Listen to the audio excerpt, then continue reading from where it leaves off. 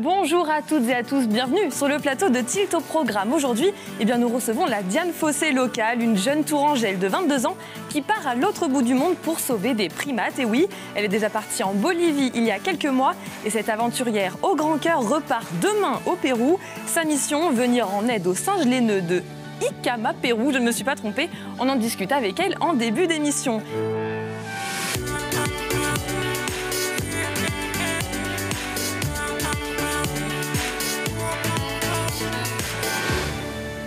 Bonjour à tous et bienvenue sur le plateau de Tilt. On commence cette semaine ensemble et puis on commence même le mois de mars.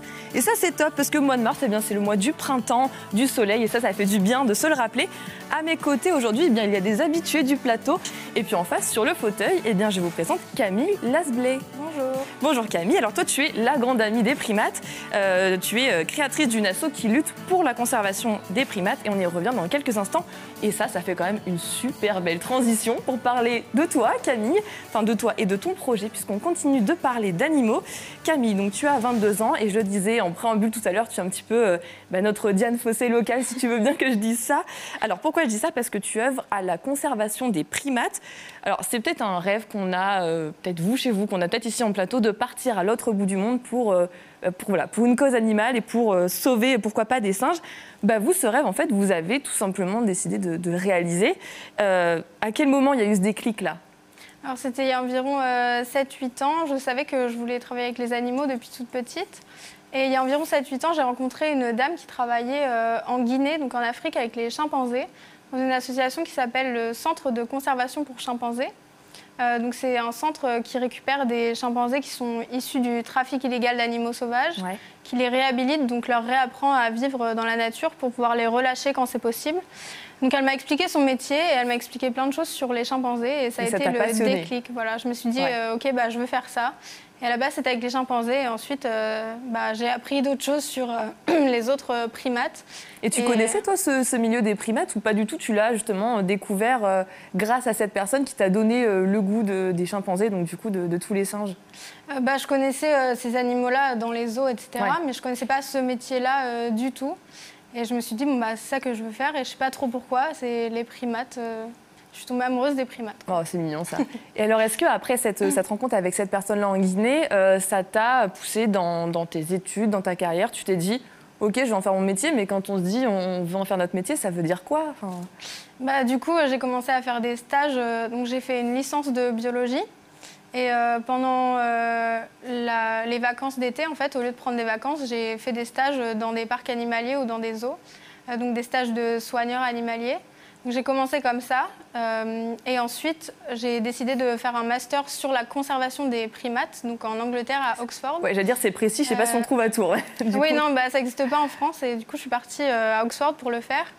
Et ça m'a bien mis dans le bain et ça m'a permis de faire un stage de fin d'études en Bolivie. Donc exactement ce que je voulais faire.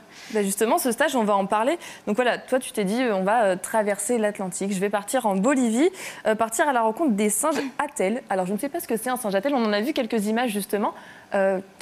Pourquoi ces singes-là t'ont plus intéressé que d'autres? Alors en Bolivie, c'était les singes attelles et les singes capucins. Donc c'est surtout sur les singes capucins. C'est quoi? C'est des petits singes, on n'arrive pas à s'imaginer. C'est ceux qu'on voit là, sur l'écran. On les voit souvent malheureusement dans les films, par exemple Pirates des Caraïbes ou des films comme ça. D'ailleurs, le fait de représenter des primates avec des humains, ça donne envie aux gens qui voient ça d'en acquérir en tant qu'animal de compagnie, alors que c'est pas du tout adapté. C'est vraiment des animaux sauvages qui ont des besoins particuliers. Ils sont très sociaux et ils peuvent devenir dangereux aussi quand ils grandissent et qu'ils atteignent la maturité sexuelle. Donc c'est vraiment pas une bonne idée, que ce soit pour l'animal ou pour le propriétaire. Et du coup, en Bolivie, j'ai étudié un groupe de capucins qui étaient en réhabilitation, parce que je suis partie dans un centre qui s'appelle Onca Wildlife Rescue, donc un centre qui fait le même travail que celui des chimpanzés. Et je les ai étudiés, j'ai étudié leur comportement pour savoir s'ils étaient prêts à être relâchés ou pas dans la nature. Parce que du coup, le problème de ces singes, ils pourraient dans la nature, on a envie qu'ils soient naturellement chez eux, mais le problème c'est quoi? C'est la trace de l'homme qui fait qu'ils ne peuvent pas vivre tranquillement dans leur jungle? Le problème c'est la destruction de leur habitat naturel avec par exemple la déforestation. Et il y a aussi la chasse, le braconnage et le trafic illégal d'animaux sauvages. Parce que les populations locales sont tellement pauvres que souvent ils sont contraints de chasser des animaux sauvages pour s'en nourrir ou pour les vendre pour se faire de l'argent. Ouais. Et souvent, ils tuent les adultes et ils gardent les bébés en tant qu'animal de compagnie. Du coup, les centres comme celui de Bolivie, leur but, c'est de récupérer, confisquer ces animaux-là et essayer de les renvoyer dans la nature. Quoi. Bon, et puis toi, tu t'es pas arrêtée à la Bolivie, puisque demain, tu pars pour le Pérou. Oui. Donc voilà, un deuxième long voyage. C'est le même combat que tu vas tenir là-bas. Tu vas faire un petit peu la même mission que ce que tu as fait en Bolivie.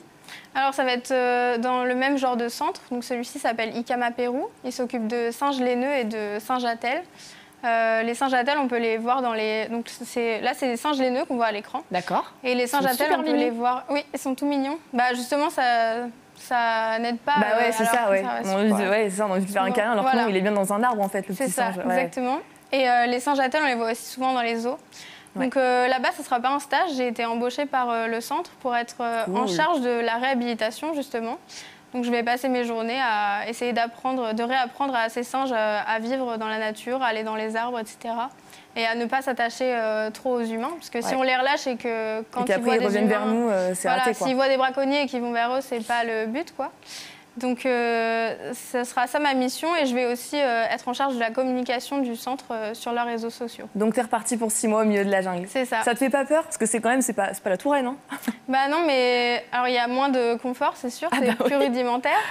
Mais l'ambiance dans la jungle, les sons de la jungle, être au milieu de la nature, c'est tellement fou, ça compense tout le manque de confort. Tu nous en feras partager tout ça, j'espère bien quand même, puisque tu pars 6 mois, on veut suivre tes aventures. Et puis justement, pour les suivre, ces aventures, on peut se suivre sur tes réseaux sociaux, sur Facebook, sur Instagram, sur YouTube. Vous, à la maison, vous tapez Primates Odyssée sur n'importe où vous voulez, vous le trouverez forcément. Et voilà, vous pourrez suivre tout ce que fait Camille à travers la jungle au Pérou. Merci beaucoup Camille d'être passée chez nous. Mais avant de partir pour le Pérou, vous restez encore un petit peu avec nous on vous garde pour la suite de cette émission. Dans un instant, nos 2 chroniqueurs, Vincent et Marlène, vous apprendront plein de choses pour votre culture G locale.